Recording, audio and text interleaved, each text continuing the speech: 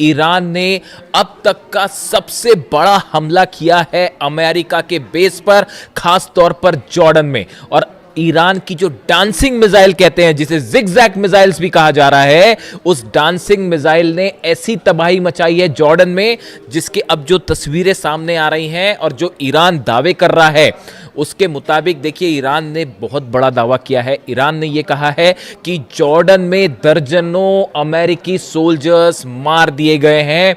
ये बहुत बड़ा दावा है कि कई अमेरिकी सोल्जर्स जो हैं, सैनिक जो हैं, वो मार दिए गए हैं। इसके अलावा अमेरिका के C-17 ट्रांसपोर्ट प्लेन्स गिर चुके हैं, P-8 एयरक्राफ्ट जो है वो जल चुका है, और सबसे बड़ी बात, ब्लैक हॉक हेलीकॉप्टर्स की एक पूरी यूनिट जो है वो इस बेस पर तबाह हो गई है। देखिए, ये बहुत बड़ी क्लेम है जो ईरान कर रहा है, जो दावे है ईरान कर रहा है।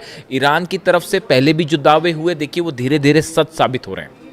हमने आपको बताया था कि जॉर्डन में जो हमले हुए हैं उसमें कई प्लेन तबाह हुए हैं। अब वो बात धीरे धीरे सामने आ रही है। 4 अमेरिकी सोल्जर्स की मौत की खबर जो है वो सामने आ चुकी है। लेकिन इसके बाद अब ईरान की तरफ से जो दावा है, ईरान का कहना है कई दर्जन अमेरिकी सैनिक जो है वो मारे जा चुके हैं। लेकिन अब देखिए, इसमें बड़ा सवाल ये है कि आखिर ये हमले जॉर्डन पर कैसे हुए और कैसे ईरान के मिसाइल्स ने जॉर्डन के बेसिस पर जो है वो इतना सटीक निशाना साधा कि वहां हाहाकार की स्थिति है। देखिए, मुवफ़्फ़क़ अल सॉल्टी बेस जो है पूरी तरह से तबाह है, बताया जा रहा है। यहां पर जबरदस्त हमले हुए। Prince Hassan airbase, king Faisal airbase, ये जॉर्डन के वो बेसेस हैं जहां बड़ी संख्या में अमेरिकन जो थे सोल्जर्स मौजूद थे। अब देखिए हुआ क्या, ये कैसे जॉर्डन में इतना बड़ा नुकसान जो हुआ है अमेरिका को, जिसके दावे हो रहे हैं, ये कैसे हुआ, और ईरान की डांसिंग मिसाइल का क्या रोल है इसमें। अमेरिका के तमाम अखबार, मीडिया आप उठा के देख लीजिए, वो इन खबरों से भरे पड़े हैं कि ईरान की डांसिंग मिसाइल, जिगजैग मिसाइल, जो अपना रास्ता बदल लेती है। देखिए, ईरान की तरफ से मिसाइल दागी गई जॉर्डन के इस तमाम बेसिस पर। हुआ ये कि अमेरिका के पेट्रियट सिस्टम ने, थाट सिस्टम ने इन्हें रोकने की कोशिश की। लेकिन जो खबरें आ रही हैं उसके मुताबिक ईरान की ये मिसाइल्स जो हैं ये जिगजैग रूट अपना रही हैं, यानी कि अपना रास्ता बदल दे रही हैं। इसीलिए इसे डांसिंग मिसाइल भी कहा जा रहा है। और अमेरिका का ये कहना है, अमेरिकी मीडिया का कहना है, साहब मैं खुद नहीं बता रहा अपनी बात, अमेरिकी मीडिया जो दावे कर रहा है, आप उठा के देख लीजिए जितने अखबार हैं अमेरिका के, कि ये जिगजैग मिसाइल और ईरान की डांसिंग मिसाइल को रोकने में पेट्रियट और थार्ड पूरी तरह से नाकाम हुआ। और इन मिसाइल्स की स्पीड इतनी ज़्यादा थी कि इसे रोकना असंभव था। नतीजा ये हुआ कि बहुत बड़ा नुकसान हुआ है, और अब अमेरिका ने इसे स्वीकार करना भी शुरू कर दिया है। और कितनी कैजुअलिटी हुई है ये अभी आने वाले वक्त में पता चलेगा। और ये भी कहा जा रहा है कि बदला लेने के लिए अमेरिका आज की रात बहुत बड़ा हमला कर सकता है, इस तरह की सूत्रों के हवाले से खबर है। अब देखिए एग्जैक्टली हुआ क्या। हुआ ये कि अमेरिका के जो फॉरवर्ड बेसिस में से शामिल हैं कुवैत और बहरीन, ये दोनों जगह से अमेरिका के फाइटर जेट्स टेक ऑफ कर रहे थे ईरान पर हमला करने के लिए, जो अभी दूसरे दौर के हमले शुरू हुए इस पर। लेकिन नतीजा क्या हुआ, ईरान की तरफ से अली अल सलीम बेस जो है कुवैत में, वहां पर पेट्रियट सिस्टम तबाह कर दिया गया। $1.5 बिलियन का नुकसान हो गया। एयर सर्विलांस जो राडार था वो तबाह कर दिए गए।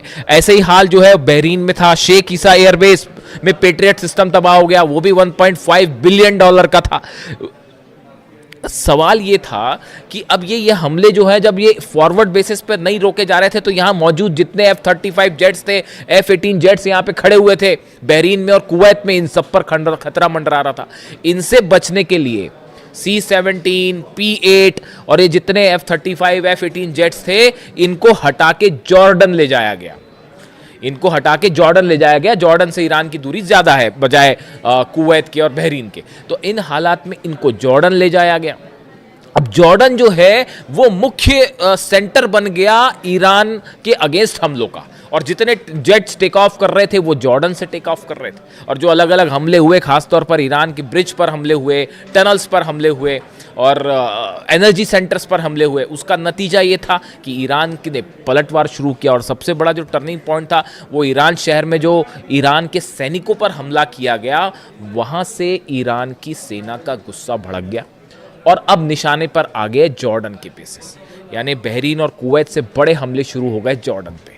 और ईरान ने, देखिए मैंने आपको पहले ही कहा था कि जैसे जैसे जंग आगे बढ़ेगी ईरान अपनी सबसे खतरनाक मिसाइल्स निकाल के हमले शुरू कर देगा। अब पेट्रियट और थार्ड लगे हुए हैं, सबको पता था कि पूरा जोर लगा दिया अमेरिका ने जॉर्डन में अपने बेसिस बचाने के लिए। लेकिन हुआ क्या, ईरान की तरफ से डांसिंग मिसाइल्स फायर कर दी गई और उन बेस को तबाह कर दिया गया। अब अमेरिका हैरान, अमेरिका के जितने एक्सपर्ट्स थे वो हैरान कि भाई ये हमले हो कैसे गए, ये जिगजैग मिसाइल्स कहाँ से आ गई।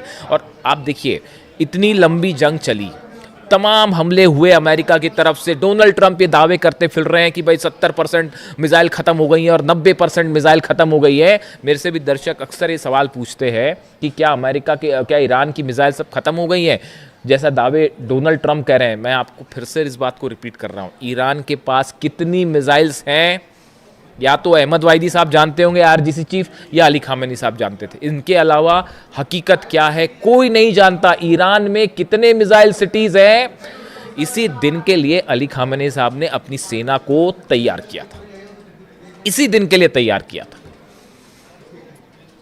और उसका नतीजा देखिए, आज दुनिया की सबसे बड़ी ताकतें जो हैं वो ईरान के सामने घुटनों पर हैं, अपने बेसिस नहीं बचा पा रहे, खाड़ी देश जल रहे हैं और सिर्फ आप जो है कुछ नहीं कर सकते, हेल्पलेस स्थिति में खड़े। तो हुआ ये, जहां पर हमने बात छोड़ी कि पीछे कर लिया गया, अब ये डांसिंग मिसाइल्स फायर हुई। अब अमेरिका में चर्चा शुरू हुई कि भाई यहां तो दावे कर रहे थे ट्रंप की सब खत्म हो गया, फिर ये मिसाइल्स कहां से आ गई। तो अब वो एक नई थ्योरी लगाई गई कि भाई ये मिसाइल्स जो है रूस ने दी हैं, ये मिसाइल्स जो है वो चाइना ने दी है, मिसाइल की टेक्नोलॉजी चाइना ने दी है। मेरे से भी कई लोगों ने इस बारे में सवाल पूछा कि जो खबरें छप रही हैं अमेरिका में कि रूस और चीन मिसाइल दे रहा है और उसके ज़रिए ईरान हमले कर रहा है, आपकी क्या राय है? आप मेरी राय सुन लीजिए, मैं क्या कह रहा हूँ। ईरान को मिसाइल टेक्नोलॉजी में किसी की मदद लेने की ज़रूरत नहीं है। आप अगर ईरान के मिसाइल प्रोग्राम को देखें, ये कोई आज 6 महीने और 1 साल भर का प्रोग्राम नहीं है, ये बड़े समय से चल रहा है। और देखिए लगातार ईरान ने, मैंने पहले आपको एक ऐसा शुरू कर दिया था कि जितनी मिसाइल्स ईरान के पास हो, चाहे सेजेल हो, चाहे खुर्रम शहर हो, चाहे फतह 110 हो, फतह 2 भी कहते हैं, ये सब मिसाइल के एडवांस वर्जन जो है वो आने शुरू हो गए, उन पर लगातार काम शुरू हो गया। और नतीजा ये है कि अब ये एडवांस वर्जन निकल के आ रहे हैं तो अमेरिका के हाथ पांव फूल गए और वो ये कह रहे हैं कि साहब ये तो रूस ने दे दिया। बिल्कुल ऐसा नहीं है। ईरान की जो मिसाइल्स हैं वो ईरान ने खुद डेवलप किए हैं। देखिए सैटेलाइट से मदद करना एक अलग बात है, ये वो बात सही है कि हो सकता है रूस और चीन के सैटेलाइट्स, कई एक्सपर्ट्स बताते हैं कि रूस और चीन के सैटेलाइट जो है वो मदद कर रहे हैं, रडार सिस्टम के जरिए मदद किया जा रहा है, जीपीएस के जरिए मदद किया जा रहा है, वो एक अलग बात है। लेकिन ये जो मिसाइल टेक्नोलॉजी और स्पीड, इस पर लगातार ईरान काम कर रहा है और सेल्फ रिलायंट है, किसी की ज़रूरत नहीं है ईरान को मिसाइल के मामले में। तो इन खबरों का मेरे हिसाब से कोई बड़ा आधार नहीं है कि ये मिसाइल्स पुतिन ने दे दी हैं या चीन ने दे दी हैं, ऐसा कुछ नहीं है। देखिए आप रडार्स दे सकते हैं, सैटेलाइट से नेविगेशन में मदद कर सकते हैं, वहाँ तक एक बात अलग है। अब नतीजा ये हुआ कि जब ये मिसाइल्स फायर की गई तो पूरा का पूरा अमेरिकी सेना इस बात को लेकर हैरान थी कि इतनी जल्दी इतनी स्पीड से, अगर आप मैक 4 से मैक 11 के बीच में, यानी आवाज़ से 5 से 11 गुना के बीच की रफ्तार से मिसाइल्स बरस रही हैं, उसको कैसे कोई पेट्रियट सिस्टम रोक पाएगा। और नतीजा ये हुआ कि कई जगह जो है वो पेट्रियट सिस्टम जहां लगे थे उनके ठीक ऊपर मिसाइल्स गिरी हैं, थार्ड सिस्टम जहां लगे थे उसके ठीक ऊपर मिसाइल्स गिरी हैं। और इसीलिए जंग का जो मुख्य केंद्र है वो अचानक से जॉर्डन हो गया। मतलब ऐसा लग रहा है कि ईरान और जॉर्डन की लड़ाई चल रही है। और वो तस्वीरें जो आ रही हैं, देखिए तस्वीरें वायरल हो जाती हैं। जॉर्डन में जो लोग हैं, मैं एक वीडियो देख रहा था उसमें बड़े हैरान करने वाली बात थी कि जॉर्डन के कुछ लोग खड़े हुए हैं, उसमें एक शख्स वीडियो बना रहा है, ईरान की तरफ से मिसाइल्स फायर की जा रही हैं, जॉर्डन पर मिसाइल गिर रही है और वो इस बात की खुशी जता रहा था कि ईरान की मिसाइल्स जो अमेरिका की बेस पर गिर रही हैं। ये जॉर्डन का शख्स जो है, जॉर्डन के लोग उसमें खुशी मना रहे थे, ईरान के साथ खड़े दिखाई दे रहे थे। देखिए ये सब अधिकांश खाड़ी देशों का ये हाल है।